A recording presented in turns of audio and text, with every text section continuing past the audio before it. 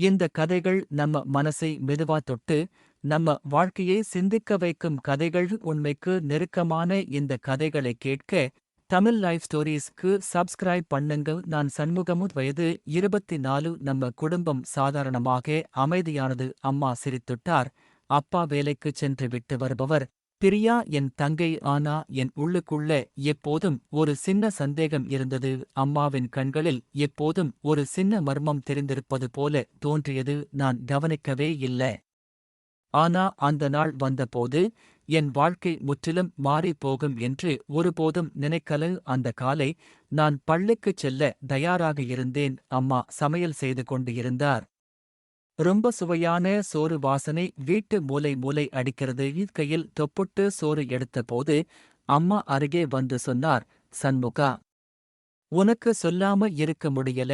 உள்ளுக்குள்ளே ஒரு அசிங்கம் தோன்றியது. நான் கேட்டேன், என்ன அம்மா? சிரிப்பில் சற்று கவலையும் இருந்தது. நீ பெரியவனாய் இருக்கும்போது சில உண்மைகள் தெரிந்து கொள்ள வேண்டிய நேரம் வந்துவிட்டது. உன் தங்கை பிரியாவுக்கு பிறந்த நாளுக்குப் பிறகு நம்ம குடும்பத்தில் ஒரு ரகசியம் இருக்கு.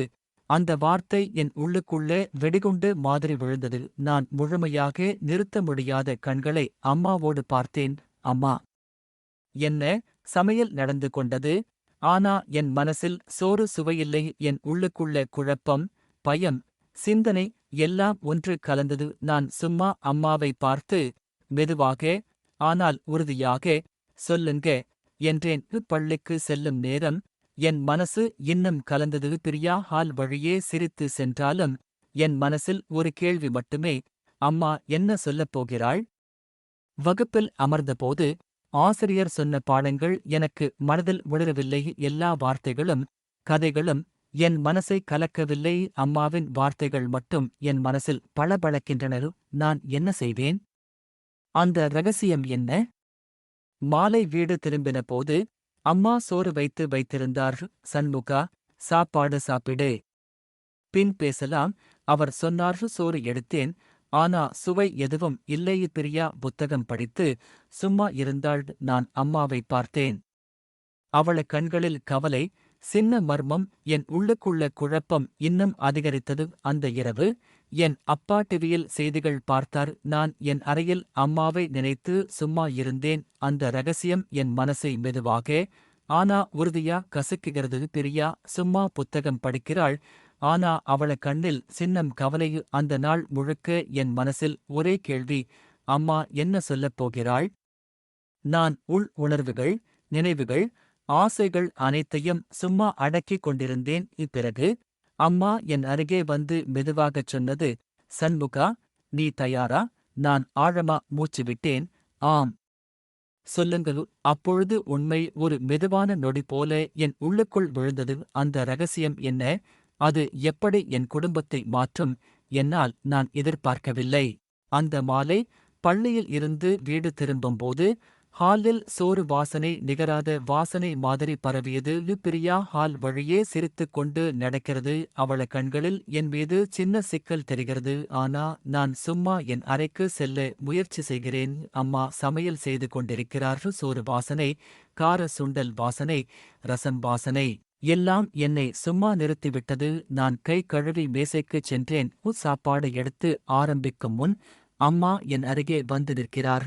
சண்முகா, உனக்கு சொல்லாம இருக்க முடியல. உள்ளுக்குள்ளே ஒரு வெடிகுண்டு மாதிரி உணர்வு எழுந்தது. நான் மெதுவாக கேட்டேன், என்ன அம்மா? சமையல் நடந்து கொண்டிருந்தாலும் என் உள்ளுக்குள்ள சுவாசம் மெல்ல மெல்ல வேகமாய் ஓடியது. நீ பெரியவனாய் இருக்கிறாய்.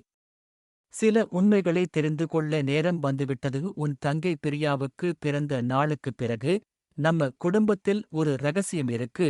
அந்த வார்த்தைகள் என் மனசை முழுதும் கலக்கின. நான் அம்மாவை நேராக பார்த்தேன். என் குரல் மெதுவாக, உறுதியாக, அம்மா. என்ன? சோறு சாப்பிட ஆரம்பித்தேன். ஆனா சுவை எதுவும் இல்லை. என் உள்ளுக்குள்ள குழப்பம், பயம், அவதிக்கல் அனைத்தும் கலந்து கொண்டது. பிரியா புத்தகம் படித்து சும்மா இருக்கிறாள். நான் மனசில் சிந்தித்தேன், என்ன நடந்திருக்கும்? நான் தயாரா? அடுத்த நாள் காலை பள்ளிக்குச் செல்லும் நேரம் என் மனசு இன்னும் கலந்தது. நான் ஹால் வழியே சென்று பிரியாவை பார்த்தேன்.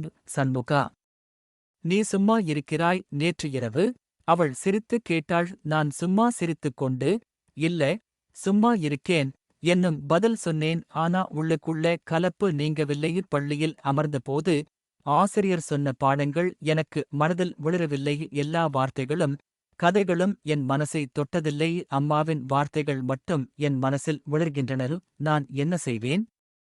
அந்த ரகசியம் என்ன? என் உள்ளுக்குள்ள பதில் காணாமல் போய்விட்டது. மதிய உணவுக்குப் பிறகு நண்பர்களுடன் பேசினாலும் என் மனசில் கவலைதான் இருந்தது. நான் ஹால் வாசலில் சும்மா நின்று என் கையால் புத்தகத்தை பிடித்து பார்வை கொன்றினேன். பிரியா அருகே வந்து, சண்முகா, நீ சும்மா இருக்கிறாய், உண்மையா? நான் சிரித்துக் கொண்டு, ஆம், சும்மா இருக்கேன். ஆனா மனசு இன்னும் கலக்கிறது. நான் சிந்திக்க ஆரம்பித்தேன். அந்த ரகசியம் என்ன? அது எவ்வளவு பெரியது?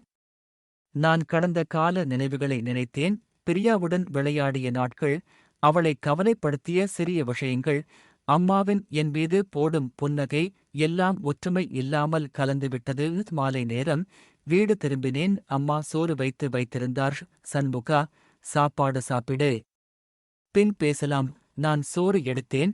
ஆனா சுவை எதுவும் இல்லாதது போல. பிரியா புத்தகம் படித்து சும்மா அமர்ந்திருந்தாள். நான் அம்மாவை பார்த்தேன். அவள கண்களில் கவலை, சின்ன மர்மம். நான் உள்ளுக்குள்ள உணர்வுகளை அடக்க முயற்சித்து மெதுவாக, உறுதியாக கேட்டேன்.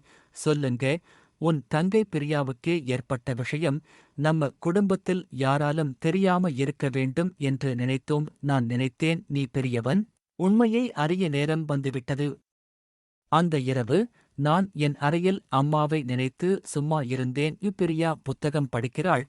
ஆனா அவள கண்ணில் சின்னம் கவலை. நான் உள் மனதில் சிந்தித்தேன், இந்த ரகசியம் என் குடும்பத்தை முற்றிலும் மாற்றப் போகிறது. நான் எப்படி பதிலளிக்கணும்? நான் நினைத்தேன், நான் இன்று பள்ளிக்குச் சென்றாலும் நண்பர்களுக்கு சொல்ல வேண்டாம், எல்லாரும் சந்தோஷமாக இருக்கிறார்கள். ஆனா என் மனசு கலக்குகிறது. நான் சும்மா அம்மாவை நினைத்து அவள கையை மெதுவாக பிடித்து சொன்னேன், நான் உனக்கு நம்பிக்கை.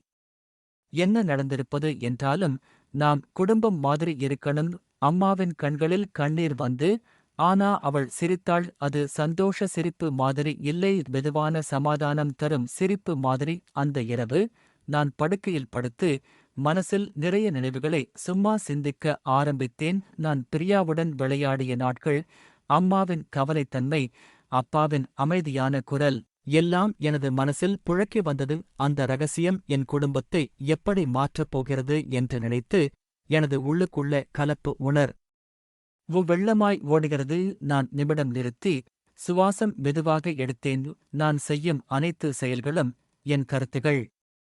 இப்போம்தான் பலன்கள் காட்டும் நேரம் வந்துவிட்டது. எனது மனசில் மெதுவாக பேசினேன்.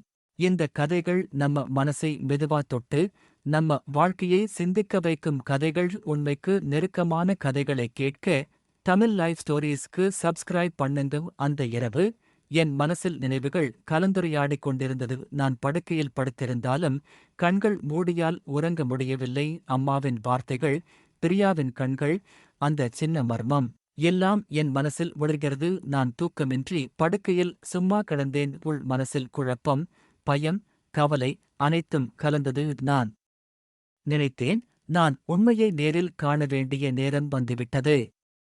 அது என்ன? அடுத்த காலை பள்ளிக்குச் செல்லும் போது நான் சும்மா நின்று ஹால் வழியே வெளியே வந்தேன். பிரியா சிரித்து என் அருகே வந்தாள். சண்முகா, நீ சும்மா இருக்கிறாய் எனக் கேட்டாள். நான் சிரித்துக்கொண்டு சும்மா பதில் சொன்னேன். ஆனா உள்ளுக்குள்ள குழப்பம் இன்னும் அதிகமாக உள்ளது. பள்ளியில் வகுப்பில் அமர்ந்தபோது நான் மீண்டும் நினைத்தேன், அந்த ரகசியம் என்ன? அது எவ்வளவு பெரியது? ஆசிரியர் சொன்ன பாடங்கள் எனக்கு எந்த உணர்வும் தரவில்லை. எல்லா வார்த்தைகளும் கதைகளும் என் மனசை தொட்டதில்லை. மதிய உணவுக்குப் பிறகு நான் ஹால் வாசலில் சும்மா நின்று புத்தகத்தை பிடித்து பார்த்தேன். பிரியா அருகே வந்து சும்மா சிரித்தாள். ஆனா அவள கண்களில் இன்னும் ஒரு சின்ன கவலை தெரிகிறது. நான் மனசில் சிந்தித்தேன், நான் இன்றுதான் உண்மையைக் காண வேண்டிய நேரம். இந்த ரகசியம் என் குடும்பத்தை எப்படி மாற்றுகிறது என்று அறிய வேண்டும். மாலை வீடு திரும்ப அம்மா சோறு வைத்து வைத்திருந்தார். சண்முகா, சாப்பாடு சாப்பிடு, பின் பேசலாம். நான் சோறு எடுத்தேன். ஆனா சுவை எதுவும் இல்லை. பிரியா புத்தகம் படித்து சும்மா அமர்ந்திருந்தாள். நான் அம்மாவை பார்த்து மெதுவாக ஆனா உறுதியாக கேட்டேன், சொல்லுங்க. நான் தயாராரு. அம்மா சும்மா நின்று என் கண்களை நேர்த்தி பார்த்தாரு. நீ தயாரா? உண்மையை தெரிந்து கொள்ள நான் ஆழமா மூச்சு விட்டேன். ஆம். சொல்லுங்க. அம்மாவின் குரல் மெதுவாகவே என் மனசில் விழுந்தது.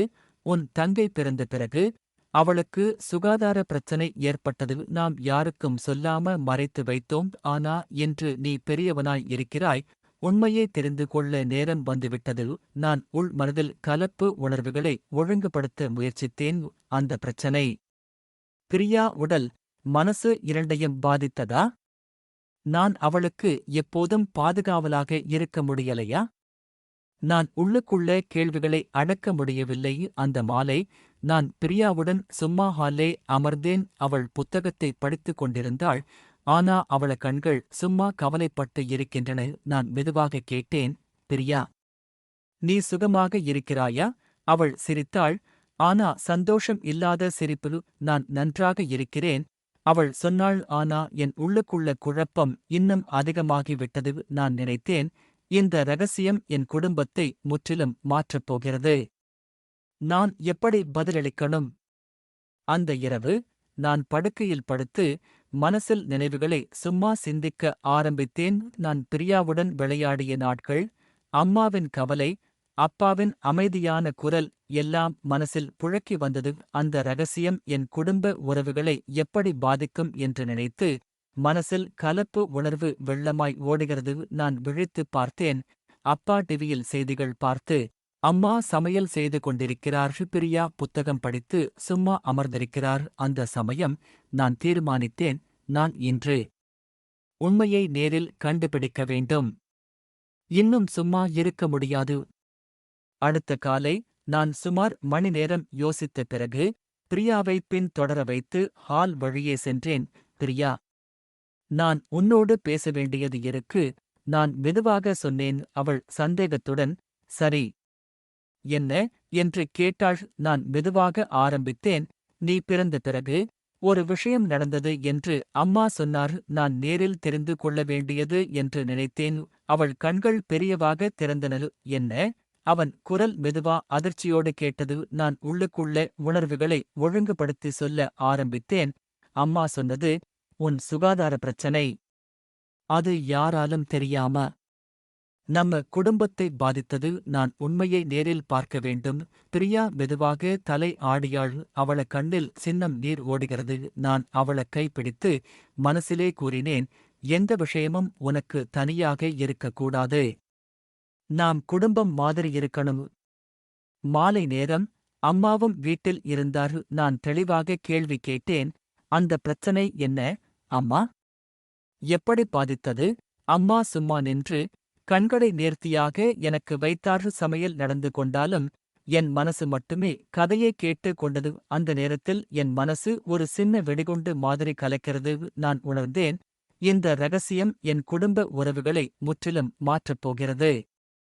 நான் எப்படி பதிலளிக்கணும்? அந்த காலை நான் ஹாலில் சும்மா நடந்து பிரியாவை பார்த்தேன். அவள கண்களில் இன்னும் ஒரு சின்ன கவலை தெரிகிறது. நான் மெதுவாக ஆனா உறுதியாக, பிரியா, நாம் இன்று இந்த ரகசியத்தை எதிர்கொள்ள வேண்டும். அவள் சும்மா தலை ஆடியாள். சரி, ஆனால் நான் தயார் அல்ல என்று கூறினாள். ஆனா நான் அவள கையை பிடித்து மெதுவாகச் சொன்னேன், எந்த விஷயமும் தனியாக இருக்கக்கூடாது. நமது குடும்பம் ஒன்றாக இருக்கணும். அந்த வார்த்தைகள் அவள மனசில் சிறிது நிமிடம் அமைதியாய்விட்டது. நான் அவளுக்கே வெளிப்படையாக சொன்னேன், நான் உண்மையை தெரிந்து கொள்ள வேண்டும். நான் உன்னோடு இருக்கிறேன், பிரியா. மாலை நேரம் வீடு திரும்பினோம். தம்மா சமையல் செய்து கொண்டிருந்தார்.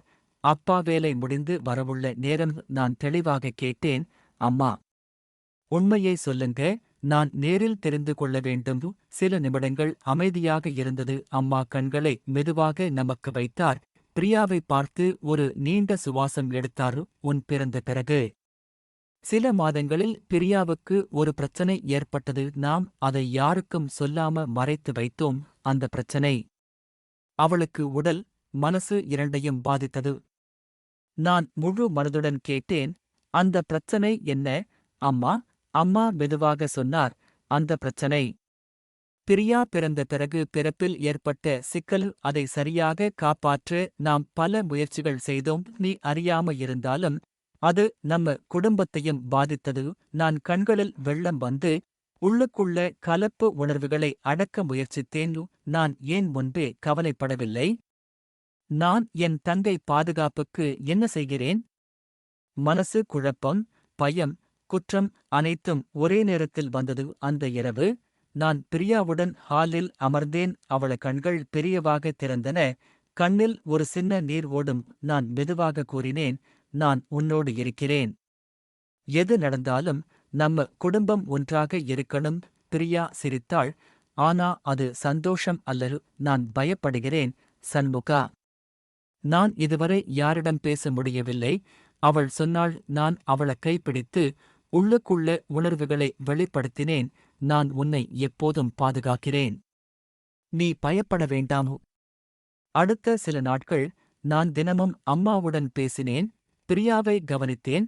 அப்பாவுடனும் நெருக்கமாக இருந்தேன். மனம் முழுக்க கவலையிலும் பதட்டத்திலும் இருந்தாலும் நான் உள் மனதில் உறுதி வளர்ந்தது. நான் உண்மையை தெரிந்து கொண்டு எமது குடும்ப உறவுகளை மீட்டெடுக்கணும். நான் தினசரி செயல்களில் பள்ளி, வீடு, உணவு, வேலை நேரங்களில் கூட அந்த ரகசியம் என்னென்ன பாதிப்புகளை ஏற்படுத்துகிறது என்பதை கவனித்தேன். பிரியா பள்ளிக்குச் சென்று வந்தபோது அவளின் நடத்தை சற்று சிம்மி. ஆனா அவள் சிரிப்பில் ஒரு நிமிடம் அமைதி. நான் நினைத்தேன், நான் உண்மையை நேரில் பார்க்கும் நேரம் வந்துவிட்டது. இன்னும் தாமதம் செய்யலாமா? ஒரு மாலை அம்மாவுடன் தனியாக பேசும் நேரம் வந்தது. நான் மெதுவாகக் கேட்டேன், அம்மா. நான் நேரில் காண வேண்டியது. பிரியாவுக்கு ஏற்பட்ட பிரச்சனை என்ன? அம்மா சில நிமிடங்கள் சும்மா நின்று என்னை பார்த்தார். பின்னர் மெதுவாக சொன்னார், சண்முகா. நீ பெரியவன். நீ உண்மையை நேரில் காண வேண்டும். பிரியா பிறந்த பிறகு சில மாதங்களில் அவளுக்கு பிறப்பில் ஏற்பட்ட சிக்கல். அதை காப்பாற்ற நம்ம குடும்பம் ஒழுங்காக முயற்சி செய்தது. நான் அதிர்ச்சியுடன் கேட்டேன், அந்த சிக்கல் இன்று பிரியாவுக்கு பாதிப்பா? அம்மா சும்மா நின்று கண்களில் கண்ணீர் தெரிந்தது. அந்த சிக்கல் நீ பார்க்கும்போது நீ அறிய வேண்டியது. ஆனால் அது நம்ம குடும்பத்தின் அனைத்தையும் பாதித்தது. அந்த இரவு நான் என் அறையில் படுத்து சும்மா நினைத்து இருந்தேன். என் மனசில் குழப்பம், கவலை, பயம் அனைத்தும் கலந்தது. ஆனா நான் உறுதி செய்தேன், நான் இன்று உண்மையை நேரில் கண்டுபிடிப்பேன். நம்ம குடும்பத்தை மீட்டெடுப்பேன். இந்த கதைகள் நம்ம மனசை மெதுவா தொட்டு நம்ம வாழ்க்கையை சிந்திக்க வைக்கும் கதைகள். உண்மைக்கு நெருக்கமான கதைகளை கேட்க தமிழ் லைஃப் ஸ்டோரீஸ்க்கு சப்ஸ்கிரைப் பண்ணுங்க. அந்த காலை நான் முழு மனதுடன் ஹாலில் அமர்ந்தேன். பிரியா அருகே வந்தாள். கண்களில் கவலை, கைகளை சும்மா பிடித்து வைத்திருந்தாள். நான் மெதுவாக கூறினேன், பிரியா. இன்று உண்மையை நேரில் காண வேண்டிய நேரம் வந்துவிட்டது.